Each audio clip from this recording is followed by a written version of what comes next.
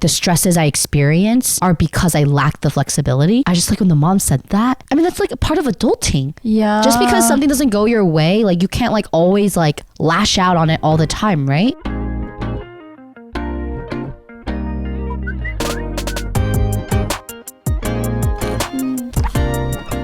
Alright, we snacked up. We ready to go. These taste kind of funny. They're like bland, but not. Have you never had those? I don't think I've ever bought it for myself. Like the non-chocolate part tastes like absolutely nothing.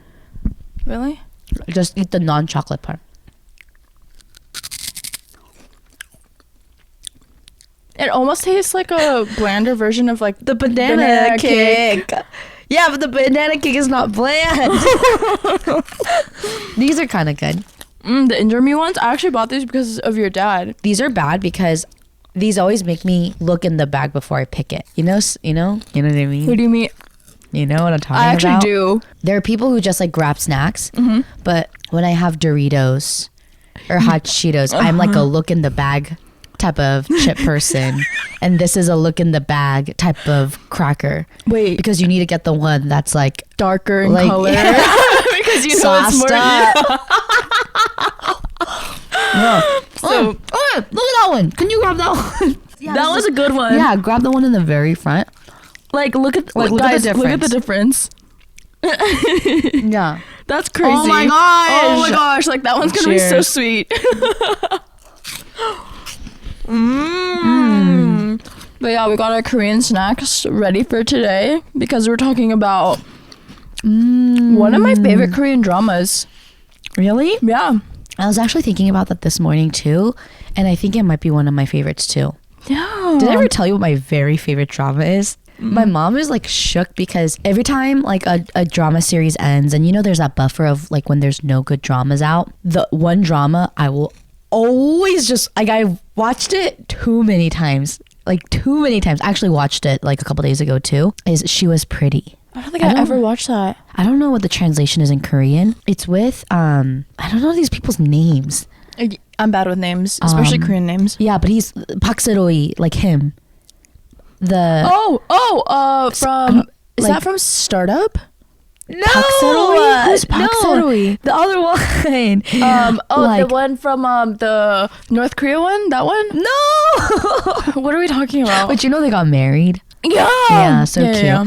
The one where like he's getting revenge and he's like a, I don't even remember. I was gonna say a fighter, but he was in Some My Way also. I don't know his name. Look it up. This one. Yeah, he's Ooh. literally in Startup. You crazy? You want to bet? Yeah, I want to bet. What do you want to bet? What do you want to bet? What do you want to bet? What do you want to bet? What do you want to bet? What do you want to bet? I asked you first. What do you want to bet? Okay. You guys, help me choose a good one. I'm getting hot. Let me think. All right. What's a good one? What do you hate? Hey, no, I want a basket full of snacks. Okay. Korean snacks. A Okay. basket full. Okay. Like as many as you got during this grocery haul. Okay. I spent like $47. Yeah, Yeah. $47 worth. Okay, $47 worth of snacks. Okay. Korean snacks. Okay. All Amazing. right. Are you ready? Yeah, he's in Startup. Are you ready? Stupid. Where? Is this not him? 김선호? Yeah. Park Seo-joon? Wait, no, I swear he is. Oh Yeah, my god, yeah. yes! That's the drama I was talking about with I'm the stressed. fighter, that one. I'm sweating. Oh my gosh. Dude, I'm sweating too. What the heck? Okay. Okay, $47 worth of Korean Dude, snacks. I should know by now not to do bets with Julie. Okay, for a second you had me. Like at the very start, I was like, was he in it? Yeah, he was in it. I'm not gonna bet. And then I was like, no, he was not in it. You Like, he know was why? just not You know in why it. that is? It's because Startup and Itaewon Class. Same time, Yeah, right? yeah, exactly. Like, both quarantine, kind of like. That's what I kind of thought. But It's fine. But before we get into all of our K-drama talk, what's been up with your life? I haven't seen you in so long.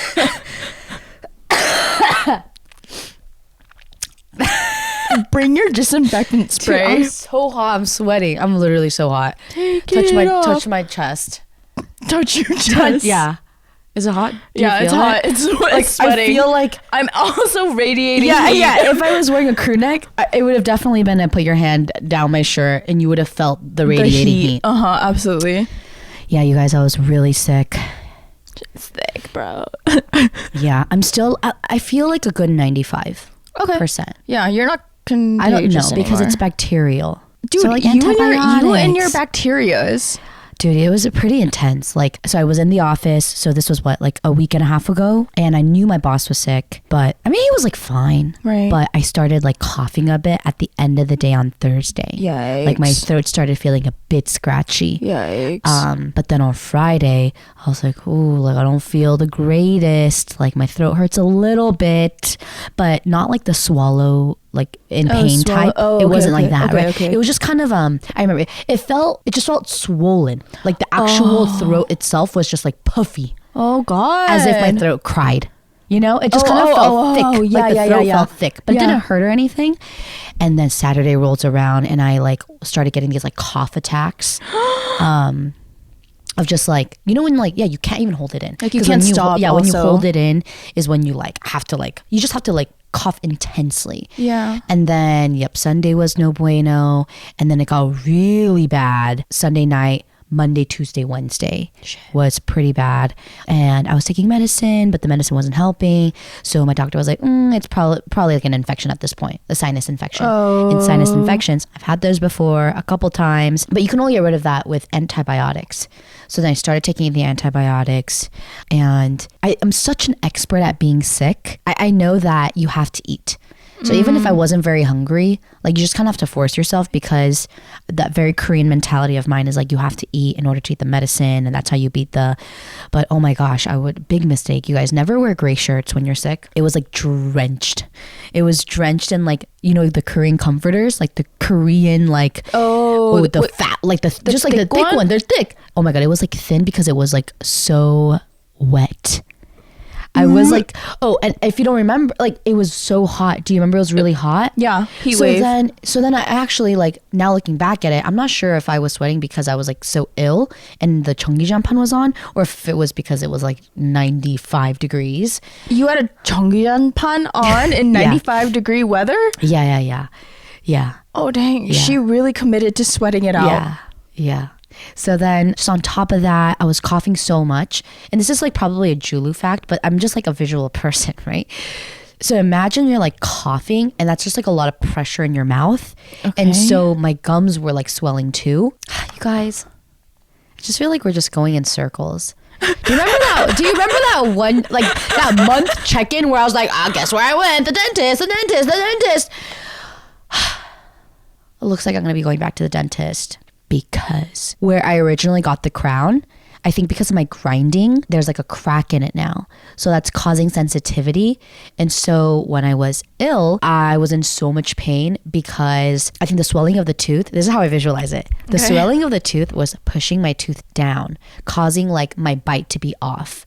So I couldn't really like bite down like this because these two teeth in the back would touch first before the rest of the mouth would like close. Right. And it's like ever so slightly, but like I'm just like very sensitive at this point because I'm in so much pain. Oh my God. So I went to the dentist, and you know, I had braces, but then he commented on like, your braces don't look like they were strategically placed.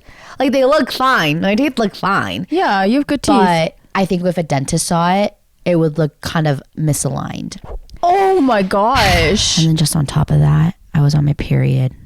And I had a Korean soup called yukgaejang for 12 meals.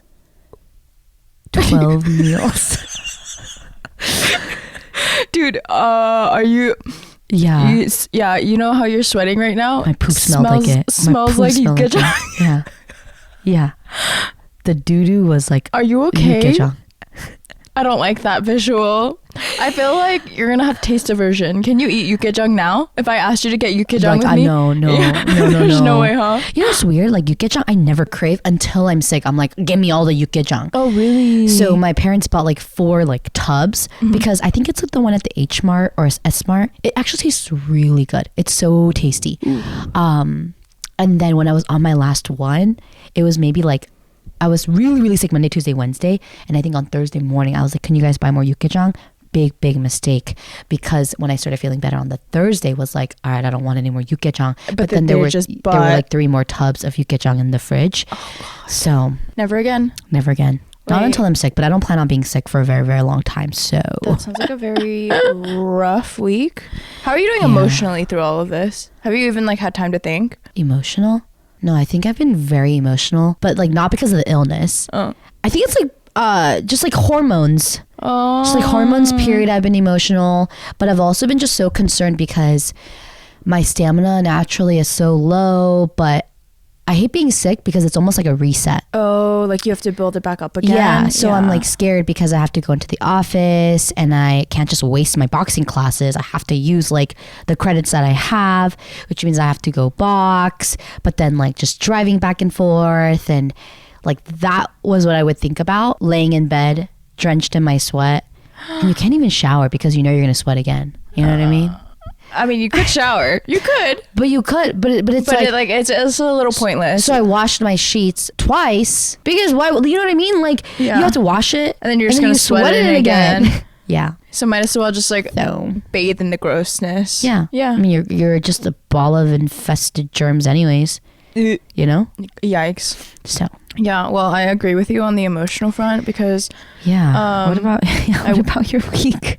My week has been very good. Honestly, it was a great week. I feel like work has been going well. I feel very motivated. I feel like I love what I'm doing. And so it's been good. And then we had our first friend wedding, which I was very sad that you were not there. I know that way back, I was like, hey, you didn't get an invite. Yeah, and then I remember. I take it back. I remember. I take it back because firstly, I think that was a mean comment. And then secondly, dude, I cried so much. at this wedding. I think I'm gonna cry again, because like I think it solidified that like all these people, she's gonna cry. all these people that like we've grown up with for like the past 15 years, like, why are you gonna cry? Why are you crying? We're like getting old. Wait, I shouldn't blow on you. Oops, sorry. Oh, I knew I was gonna getting cry. Old? No, it's like our childhood is over. Like, we used to fuck around so much. We used to like spend every Friday together. Every Friday at church. It was just... She's laughing at me. Dude, I've been crying all... You guys.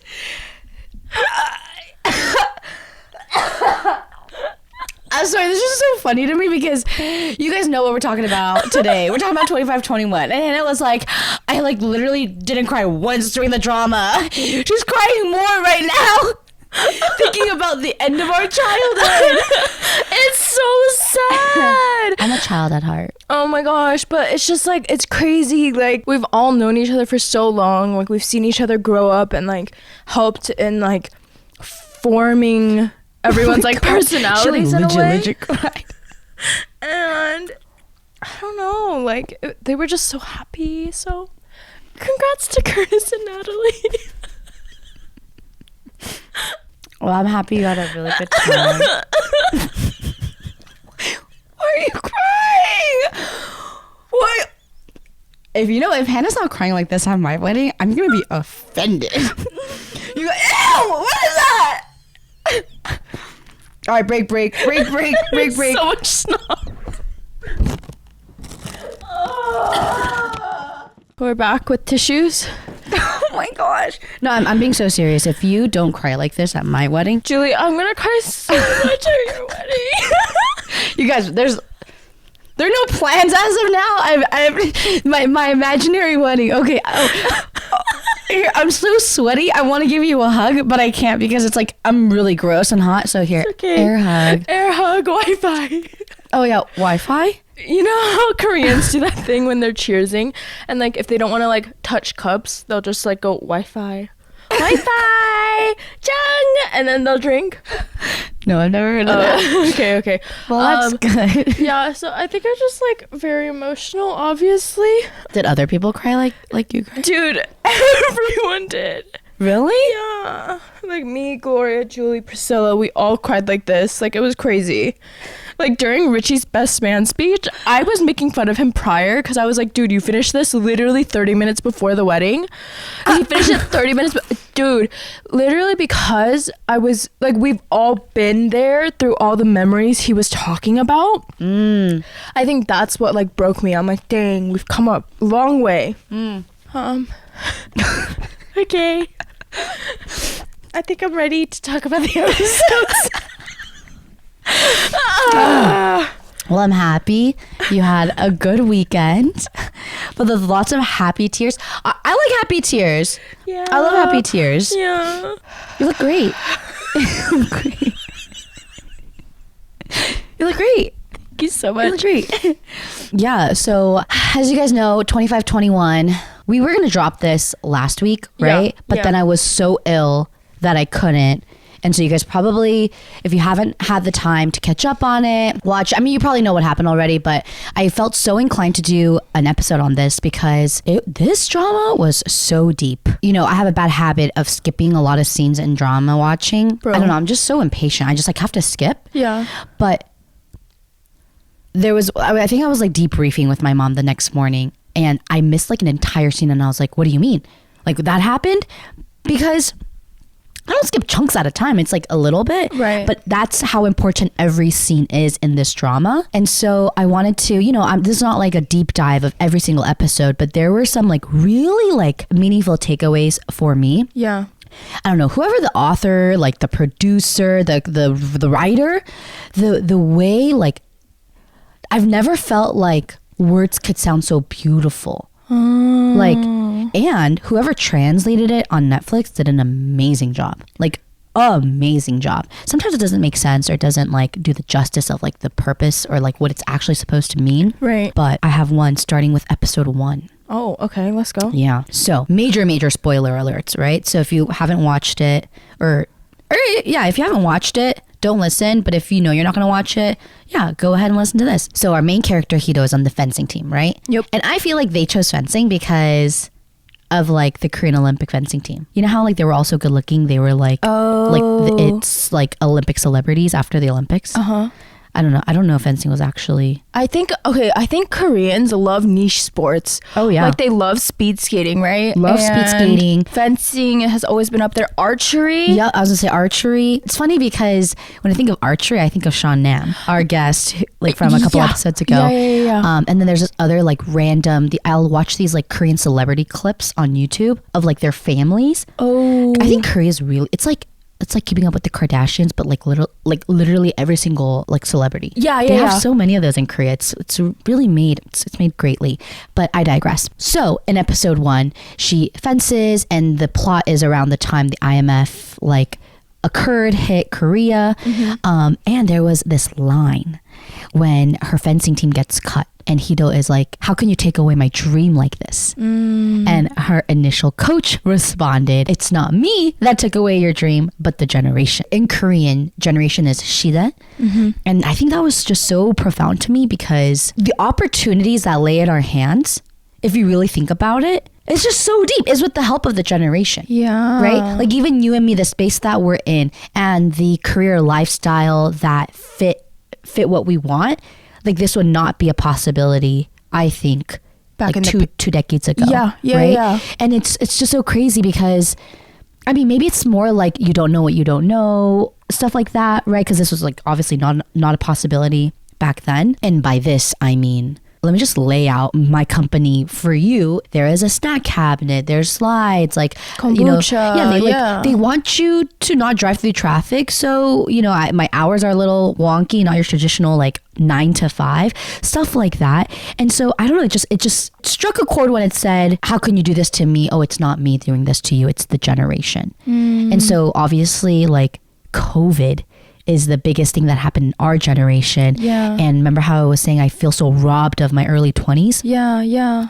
But really, like, it's the generation, just like the time that we are alive. Yeah. And why, we live through the events that we live through. Yeah. I also think it speaks to, like, it gave me a little bit of perspective on how Koreans kind of view America, I think, because you know, oftentimes like I hear from people like, you don't know how good you have it, you don't understand like what kind of opportunities that you are able to have like when you're living in America. And I think when you're living in Korea, like your opportunities are still very much like restricted, like though people can work up from the families that they are born into, I think a lot of times still it's really about like nepotism and you know, passing companies on to like your children. And so if you are born into a family that may not be in the best position, I think it's still hard over there. Yeah, especially during times like the Olympics, like the World Cup. I mean, I feel like my Korean pride comes out a lot just because it's such a small country. So just imagine like the other countries. You know what I mean? Yeah. And so so I don't that was just like, wow, that was like really, really deep. And this is episode 1. And then also in episode 1. So going back to what I said initially, like I cried so much in this drama because Hiro doesn't have a father in the drama because he passed away when she was younger. I don't remember the age, but she was really, it was she like was 8 like or something. Yeah, she was 8. And so it's like her working mom who like, I mean, the mom is an anchor woman. So, you know, I've thought about this. People who do the 8 o'clock news, like, do they ever go on vacation? Because they have to report the 8 o'clock news every single day, right? And so, and if there's any like urgent news, like she has to go on air and stuff like that. Right. So anyways, she's talking about like transferring, asking her mom, and her mom is just like dumbfounded because it's like, well, actually the plot was like she got caught going to the club, right? Because she was trying to get herself transferred. Yeah. She's so funny. And so anyways, like her mom's like pissed off, right? Because like her minor daughter is like at the club, like, and like she took her mom's clothes and it smells of like cigarettes and alcohol. And anyways, so the mom gets pissed off and starts ripping up her comic book, which I looked up on YouTube, and the comic book was supposed to be symbolic, but I don't really remember why. So they're fighting, your typical mom and daughter fighting. But I think what resonated with me was Hiro was saying, you know, like it took much more courage for me to approach you, like to the mom, to tell you about like wanting to transfer and just like talk about her personal issue than the courage it took for her to like get in trouble at the club. She was more scared to talk to her mom than to like hit the club. And not that like I've been in that situation before. I don't know why. Like, you know, when I do get a bad grade, or when I do need to break bad news, or when I know the conversation is not going to be so smooth sailing, I feel like I could relate to that. Like, because you're your parent, you think it's going to be the easiest, but sometimes it's the hardest. No, I think a lot of times with parents, like it's easy to have walls up with them because you know your parents very well, and so you anticipate a certain reaction. Honestly, I feel like most of the time we're right. And so I don't know, it kind of like broke my heart, like seeing how cold her mom was to her, like post her dad's passing. Because I think a lot of times when you think about parents, it's always like, oh, mom is the bad guy and like the dad is like the good guy, the goofy one, like he's always the one that gets to have fun. And I feel like that relationship dynamic kind of comes into play here, where it seems like the dad kind of played a role of like balancing out the mom. So like for her to have to feel like she has to take on such a big responsibility on her own while raising a daughter, but like kind of choosing to kind of put her family on the back burner, I think it was really, it like set the stage for the entire drama, kind of. And then I actually can't remember like in what context this was said, but I thought this was so deep also. Fast forwarding ahead to episode 3, Ijin, so the male character, said this. He said, every tragedy in life is a comedy if you see it from afar. Catch my mic. Dude. I'm processing. Like when you think about how you were at the beginning of COVID, and just like the stress you felt. Oh my God. I could think about like, you know, one of my breakups, and how much I cried over it, and how much I thought like, am I making the right decision? Like every tragedy in life is a comedy if you see it from afar. Because I think it serves as a reminder to just like zoom out sometimes. Like, right? Because oftentimes we get stuck in these like, oh, like I hate this, like all this shit is happening to me, but then like because we're so like stuck in it, like you can't see it from third person, right? You can't like get out of it, and oftentimes like you just dig yourself deeper into the hole. And so just a reminder to just like, bro, like this is why I say one of the biggest things I look for in somebody is like somebody who doesn't take life so seriously. I feel like I struggle with that because I'm such an extreme person.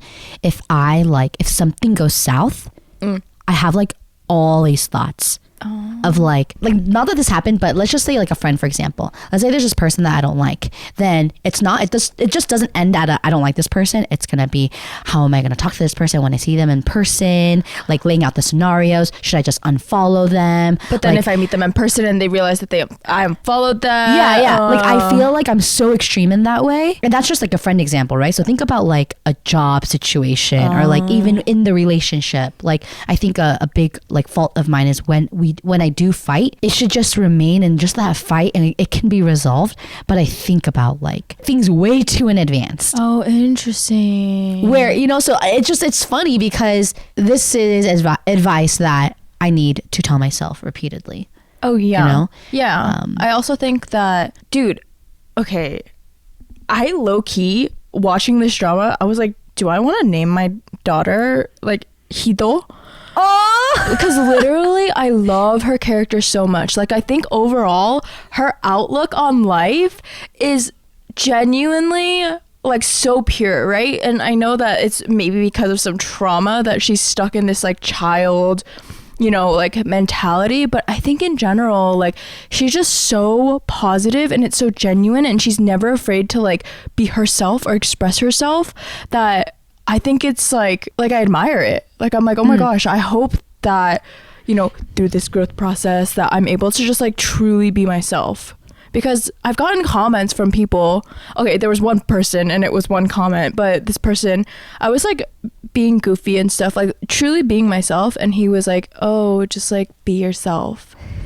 And I think it really hurt my feelings because I was like, what do you mean? And I think he was kind of like saying like, oh, you're trying too hard. Like, oh, like you're like trying too hard for attention, when in reality, like if there's music on, I'm gonna dance. Yeah. And so I think, just seeing like her like genuine take on life was very refreshing, because I think oftentimes even in K-dramas it's just kind of like, oh, like they're this picture perfect, like but like she comes out looking a mess in her like first news thing, like her mom is yelling at her. Like, well, what's funny, I think there is a scene when he like tells her, I admire you because you kind of like speak your mind, or you speak before you think almost. Oh yeah, right, you just like say things as you feel them. Yeah. So I think there was a scene like that. So I really love. But moving ahead, we're gonna skip around a bit, so hang tight. And in episode 9, so Yurim, the other female character, right? So Hiro's rival, like her family is kind of like, has money issues, kind of tight with money, doesn't live the most lavish life. Yeah. And so anyways, her mom gets her a phone. And Yurim, instead of like feeling grateful, which I can understand her perspective too, like instead of feeling grateful, she's kind of like, why'd you get me this? Like, this is like so much pressure. Like, how can I enjoy using a phone knowing that this costs you money, but we have so much debt?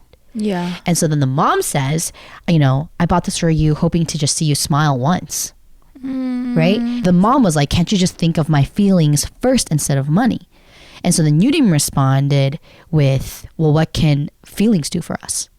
Oh. Right? And I feel like that's why she said feelings don't pay off debts. And I can understand her because me, I'm a very like A to B. I'm a very like, well, yeah, like if you're in debt, you can't be buying, like you have to pay that off first and then you can reward yourself type of person. Right.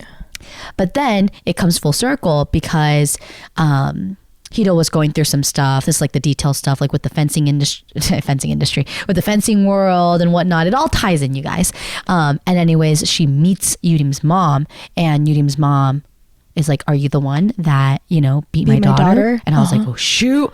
But then she was like, "Good job," and like gives her a hug. Yeah. And then when this is like so much detail, but you guys know when I would tell a story, it's very, very full of detail. So anyways, you guys, Yurim and Hito were not friends in the beginning. But anyways, right after the mom gives the hug, they find out that like they're each other's like not pen pals, but like IM buddies, Yeah, right? yeah, but it's completely anonymous. Yeah, but then so after they find out, Yurim apologizes for her behavior and for all that fiasco that went on. But then Hido says like, no, like it's okay. All my sadness, like verbatim from the translation. Yep.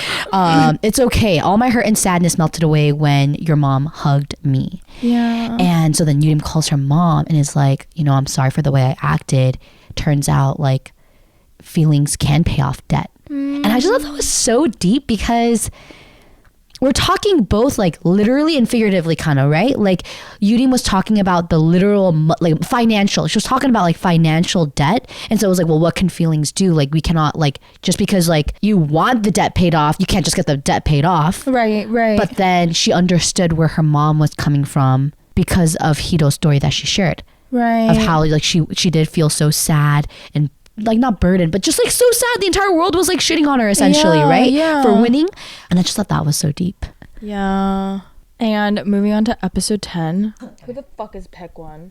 I don't remember right now. Pegwan? Pegwan is 100 cents. I think it was a person.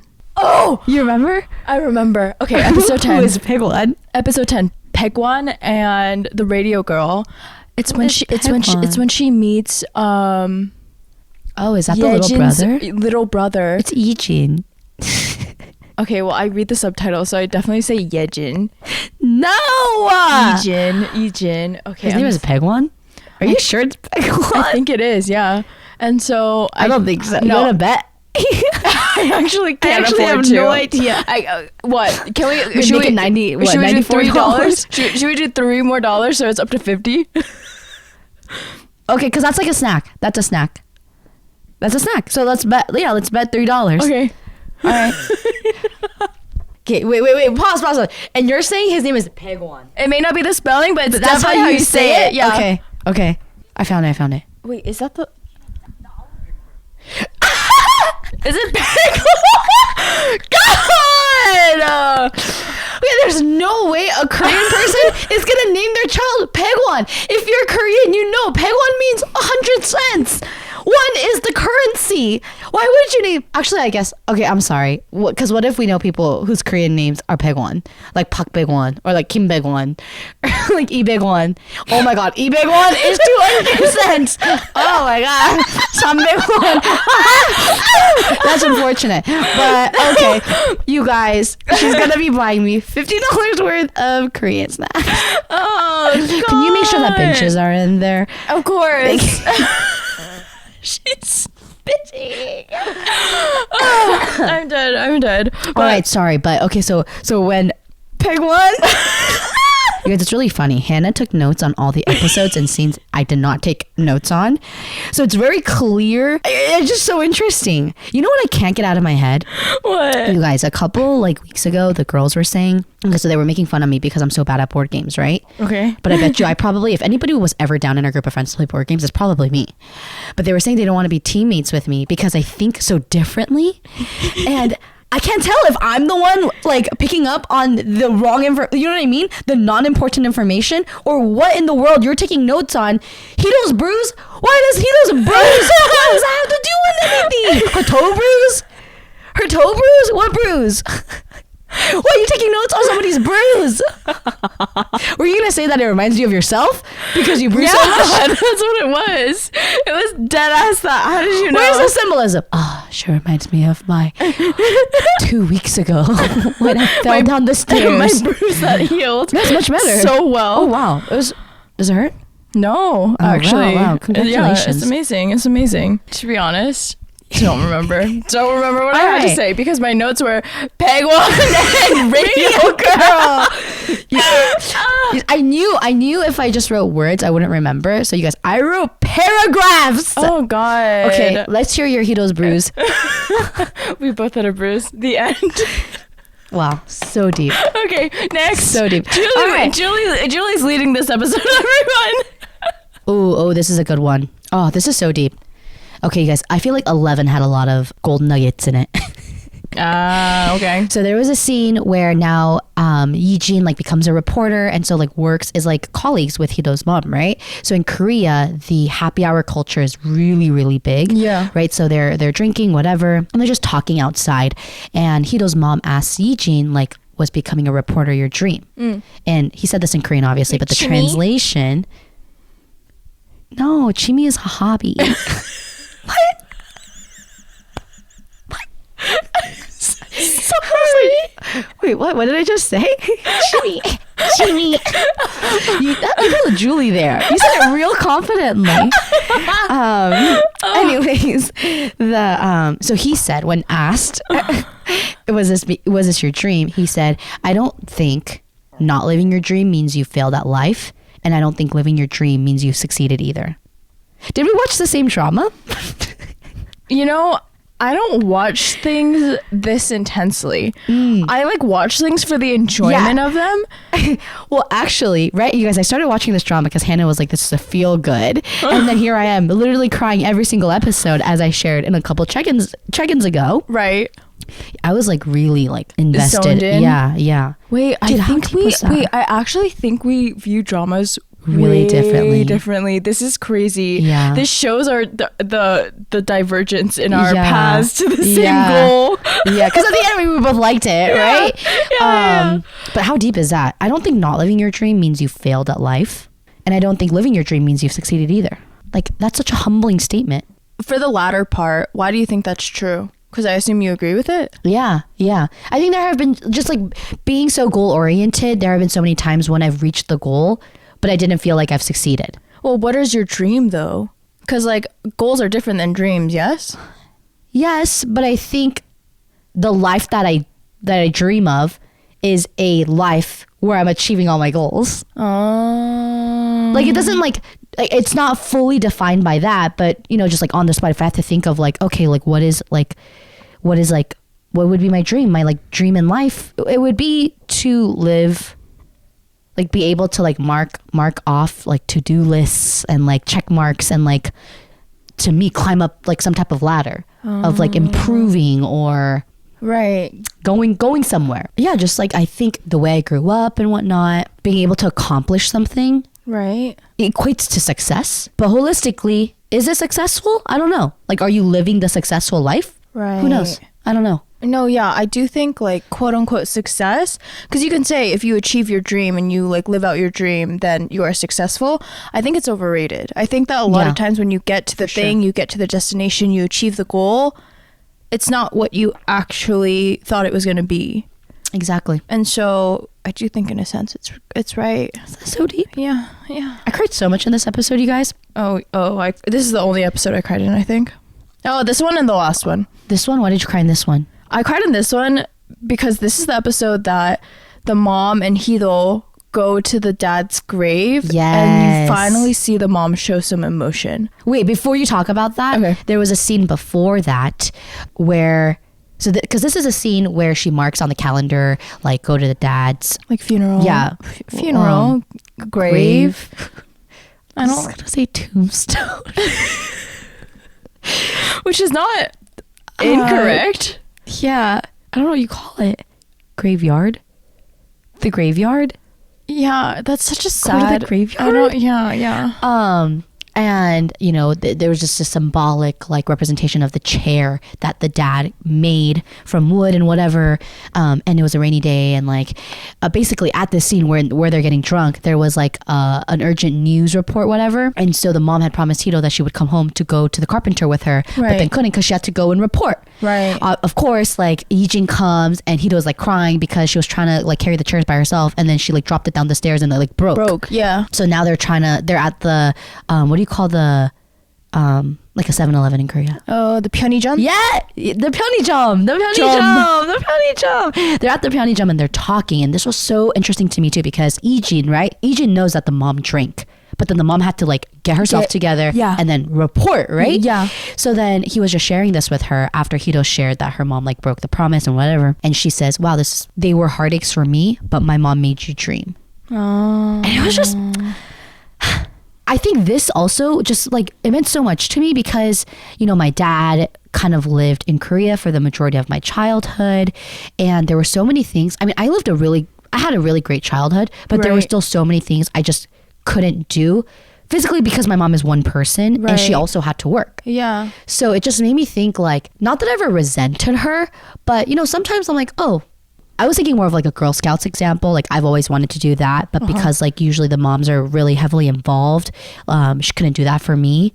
But here she was making sure that we were being fed, had a roof over our heads, working like 8-9 hours a day, right? Right. Stuff like that. It just made me think about stuff like that. But also, if she came home and gave me attitude from her hard work day, we'd probably fight. Yeah. But I'm sure like all the energy all the energy she released like made somebody else's day at her work. Right. And so for me, I don't know, that just it was a moment when Hido seemed like an adult to me, because right thereafter they fight about how like Hido's not a very understanding person before the cemetery scene. Right. And stuff like that. Yeah. Because I think a lot of times when you think about like parent-child relationships, you have this expectation of your parents to be perfect people, right? Like we don't have a sense of like them being human. And so when you finally get to a point of like being able to humanize them and be like, oh, you know what? Like they're gonna make mistakes. Like they're gonna make promises that they have to break sometimes. I think, it was a really important scene. And then also, just getting back to like, dude, the scene where her mom has a breakdown. Yeah. Oh my gosh. Dude, that's when I really freaking cried. Yeah. Because she's such a cold person, and you don't see your parents cry, but I remember the first time I saw my dad cry. Yeah. And I was like, oh God. Yeah. Like it talk about humanizing your parents, because you're like, oh, you're capable of shedding some tears, of like just realizing like how people have different ways to cope with things. Yeah. And I think like her mom's was just like putting her head down, putting in the work, because she had to provide. So exactly. Yeah. And I want to know another way in which we differ. The pencil case scene was so freaking cute. It was cute, but what about it? To be honest, that scene reminded me of my childhood. Like seeing those pencil cases, I was like, oh my God, it's so nostalgic. I think I needed one. I think I need one again. When I think about those pencil cases, what I think about? KTP? And the store in there? No. I got a lot of mine from Morning Glory. I remember I would bring something really similar to church. Oh. Do you remember? Because on like Sunday, like, you know, during our small groups and stuff, like to take notes. And then there was this girl that I really didn't like, and I brought one, and then the next week she brought the same one, and then I don't remember. I just like really hated that. That's like what I thought about when I saw that pencil case, because mine was pink. And it was like a hot pink. It's like not really hot pink. It's like a deep pink. Oh, you know what I mean? Yeah. Definitely not a millennial pink. Yeah. Okay, but if we want to talk about my favorite episode, I think it was episode 12. Oh, okay. So up until episode 12, I had just like watched it on my own, and I had to rewatch it because of my bad habit of like skipping and stuff. Right. And then episode 12, I watched with my mom, and I think my mom thought I was like unwell. Let me just lay out the situation for you, okay? Okay. The highlight of episode 12 was, so in Korea, it's okay. Not anymore. But back in the day, I like asked my mom, I was like, oh my, like, was this normal? And she was like, yeah. Like teachers like slapped you, abused you. It was very normal. Yeah, right? yeah. Like you honestly, growing up, there was a stick of love at my house too. It's called a 사랑해매. It's just like, 사랑해매. We had that. But like in Korea, like you would actually like, you would have to sit in front of the classroom if you forgot your books or whatever, and like lift your hands. And then, you know, like, you know, if you're tardy, you have to do like a, what do you call those? Wall sit. Not wall sit, no, the yoga pose, like a downward dog. Yeah, a downward dog. You literally have to do a downward dog, and they would spank you. Oh, but anyways, so corporal, like this time frame, corporal punishment had, you know, gone away. Yeah. It went away. It was like they passed a law and whatnot to finally abolish. Yeah. And so basically there was this very abusive teacher, and so he kept abusing Chiung, the other main, you know, male character, right? And so the other character, her name is Seungwon. Radio girl. Yeah, Radio Girl. Yeah, I think it'll be easier if we just say Radio Girl. Radio Girl was actually ranked number 1 in her class, right? And this stuff she talks about on the radio too, just like why are there numbers, and we're taught not to be abusive and hit others and be kind, but here we are with the teachers being abusive. And so anyway, she's had enough of this teacher who is like so abusive to these kids. And so she says something, calls the police comes, and the police is like, student, you can't be doing this to your teacher. Like, that's so rude of you. Like, even if you do call us, like, there's nothing we can do. And I just like felt so much anger for her. Like, I think I like probably shed a tear from the anger. Oh, you're getting frustrated because And of that. then, anyways, like, blah, blah. He's like, so then the teacher finds out that she talked about this on the radio. Right. So he's like, she says says the names. At least we're anonymous about it. But she was just like, yeah, it is this teacher at this high school, blah, blah. And so anyways, she was like, there's absolutely no way I'm apologizing to you, like, blah, blah, blah, blah. So she has to come home and like tell her mom, right? Yeah. So this household also, the dad is there, like they have a dad, but he's not like in the drama. I think he's just like busy doing other stuff. So I think the mom and the daughter are really, really close. And so here's how it went. She can't transfer, right? The mom asked, 전학 is transfer. And she's like, no, I can't transfer because then that'd be admitting that I was in the wrong. Right. And, you know, mind you, that also the timeline, there's only 1 month left until the senior test. And unlike the US where we can just take the SAT as many times as we want, like every single month, in Korea, it's like once a year. It's once a year, right? So that test she cannot take if she's obviously not enrolled in school. So she has to essentially take like the GED to pass like the high school credits. But there's 1 month left. Okay, there's 1 month left and she's ranked number 1. She's valedictorian. Her mom asks, is this situation so important that you need to throw away the past year of your life? And when Seungwon musters up the courage and says, and she says, 미안해. And so she's like crying at this point, right? She's like, 미안해. Kind of like that. And the waterworks were just like, right? So my mom is sitting on the other couch and I'm sitting and I'm just like, I'm just like crying.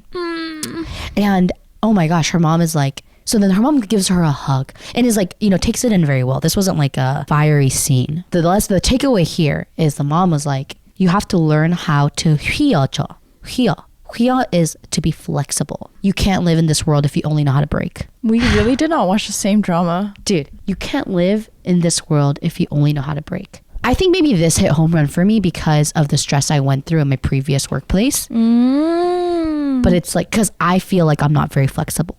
Just like naturally, like I'm not the most, like we talk about it, like I'm not the most chill, right? And sometimes I think like the stresses I experience are because I lack the flexibility. Interesting. And although the situation is obviously very different here, I just like when the mom said that, I mean that's like a part of adulting. Just because something doesn't go your way, like you can't like always like lash out on it all the time, right? And I think for me, like that's where I feel immature sometimes, is because I feel like I still can't contain myself in it. Like I wear my emotions on my sleeve so much. And so that's just like, I think that's why it hit home run for me too, because interesting. I feel like after everything I say, I just say it's just so deep, but it's truly just so freaking deep. I honestly, I think during this scene, I was like, I don't get it.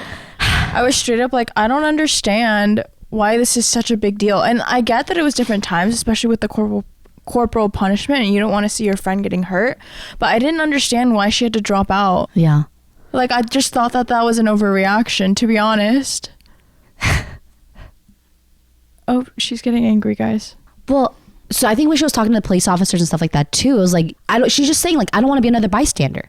Like at school we are taught all these things, yet they're so hypocritical. And when we are taught to, when you see something, say something type of thing out in the world, yet here we are at school, and when you're like he got mad at Chiung because he was wearing like some graffiti shirt. Teacher was so absurd, right? And so she decided to say something, and I didn't go to school in Korea, but I feel like I can feel that frustration. In Korea, it's very hierarchical. It's very like, just do as I say, but then the mom came and was just like, who's the abusive teacher here? And she just owned it, and it was just so refreshing. I will say I do love like kind of like the team nature of mom and daughter. Like her mom really went in, and I think it's, you know, a parent's responsibility to like protect their child. This was a lot of like girl power in this drama actually, because even Yurim, the dad was like working all the time, and so it was like Yurim and the mom, Hiro and the mom. Wait, true. Chiung doesn't have a dad either, because they divorced, and so he lived with his mom, and so his mom is friends with Seungwon's mom, Radio Girl's mom. That's why they all only really had moms. So let's go. They say behind every successful man is a strong woman. Yes, exactly. Dang. Just kind of skipping ahead to episode 15. I think that, you know, in this episode, one of the big things that like Hito and Ijin are, did I get it right? Yeah. I did? Why are you laughing then? Because I thought of pig one. But I think that like when they start talking about how you're supposed to like share the other person's pain, I actually don't know to what extent I agree to that with. Because I think in a way, because I have learned so intensely about setting boundaries, especially like with my sister, like when things go wrong in her life, I think I used to really, really, really take them on myself. I think I've learned that like I don't want my emotions, like I have enough emotions. I don't want them to be dependent on another person. And I understand like being empathetic and sympathetic towards your partner's like troubles, but at the same time I don't want to ever feel like I'm burdening them. I think I vaguely remember this scene. Yeah. And it's funny because I thought of you because there was an episode where we talked about this, right? But I was thinking more about it, and it's a very tricky concept. Let's just leave it at that. Because I almost feel like by you consciously thinking about like, you know, like just because your partner's your partner doesn't mean they're your therapist, right? Like in that episode where we do talk about this, that's what we talked about. But is that an appropriate boundary? Like they're your significant other, right? Like you're choosing to, like, this person is your other half, right? It almost feels like you're building a barrier. I don't know. I don't really know how to express it. It's like the way they said it was really romantic. Make sure you leave some of that pain for me to feel, or something like that. I don't remember the exact words, but it was kind of like that, right? Yeah. It's like, I think, and when you love somebody so much, it's not like, let me leave some of that pain and like make sure you're there with me, like in suffering. Right. It's more like, I love you so much, like I want to take some of that away from you, almost like. Oh. I think that's what it's supposed to mean. That's so interesting, because I think this ties back to me oftentimes feeling like a burden. Like I don't like to share negative experiences because I don't want to affect them. And like I know that it's up to them whether or not like they. But do you feel like when you don't share it, that makes you feel better in the end? Because like sometimes isn't it better, like doesn't it make you feel like, don't you feel better when you're like, I'm sad because like this happened, and then even if they don't really agree, not saying like they always have to agree with you, but sometimes it's like, that's a sucky situation, or like, that's true, you know, they are empathizing with you, right? Maybe sympathizing too, but just like validating your emotions in general, being able to talk about it as opposed to like bottling it up. Because I feel like I've noticed when I do that, it becomes very ugly. You know, especially to my significant other, because I'm acting weird, but I don't want to share it because I don't want them to like feel shitty too. Right. I also think that like maybe I do think, like, just to relate it back to like real life, I think that I've gotten out of the practice of being vulnerable with people. Yeah. You know, I think I have too. Really? Which is so crazy, because I thought about this recently, and I think it's so funny in the course of like our podcast, right? Like we've established I was really not being vulnerable with my friends, and then I feel like I was challenging myself to do so, but I don't know, like right now I don't feel I notice that I'm not, right, but I also don't really want to. Oh, interesting. So, yeah, maybe it's just that season. Yeah. But yeah, no, I think for me, like, maybe because I've gotten out of the practice of being vulnerable, like those feelings of like feeling like a burden and all of that have come back almost, because I thought I was past it. Like I thought it was like, oh, you know what, I want to validate my own emotions and all of that, but maybe this drama is bringing up some things I need to work on. Yeah, habits are scary. Yeah, but I don't know, I just think like the drama in general I really enjoyed, because like, right, like what, because our last episode was on priorities. I think that this was literally the perfect example of like when your priorities are not aligned. And like the main characters? Yeah, because right, like she was focused on the relationship, though she had her career, she had the balance, but I think Ejin, like his was career first, and it can't always be that one partner is giving 80-90%. Like it can't be like that. And so I think it was just the perfect example of like us in our age, how sometimes people are focused on their careers, and so it's not the right time for them to like be focused on a relationship. Yeah. And so yeah, just like I guess like being aligned in your values and priorities in general. Yeah, and it was a great trauma. Also, I will say, okay, when I watched Grey's Anatomy, I was like, ooh, want to be a doctor. When I watched Suits, I was like, ooh, I want to be a lawyer. And then I was like, ooh, I'm gonna name my kid Hito, and I'm gonna put her in fencing. And peg what? Shut the hell up! I'm not gonna let this down. Actually, yeah. It's cool. Yeah, it is. It's so cool. I think it'll be a cool story to tell. Why is your middle name start with an H? Oh, it's my Korean name, Hito. Oh, where does that originate from? My mom was in love with a Korean drama named me after her. Sorry, anyways. Korea's national champion. Uh-huh. Yeah, fiction. Fiction. Fiction. I was named after fiction. Hana? Yeah, Hannah in The English Patient. My parents watched it while my mom was pregnant, and that's why they named me Hannah. Really? Yeah. Yeah. Cool. Okay. All right. Well, I hope we did a good job of Breaking down. we picked up such different things. But anyways, it was such a good drama. Give it a watch if you haven't, and on to the next. We probably won't do like too many drama. Yeah, But this one was just like too good. also, guys, I This was so good. obsessively watched Business Proposal, so I highly recommend. Yeah. I literally watched 9 hours in one night. I slept at 5 a.m. It was nuts, but yeah. So I hope you guys enjoyed our little review. But yeah, you guys can go ahead and give us a follow on TikTok and Instagram at bulgogi.podcast, on Twitter at bulgogipodcast, me on Instagram at HANAKATTT. And me at BEJULIFIED.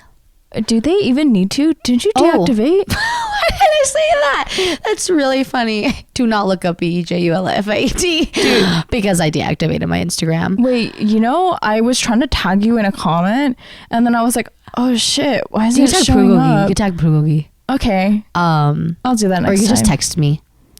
I'll talk about like why in the next check-in. Okay. But But till then. yeah, but till then, you can follow my TikTok.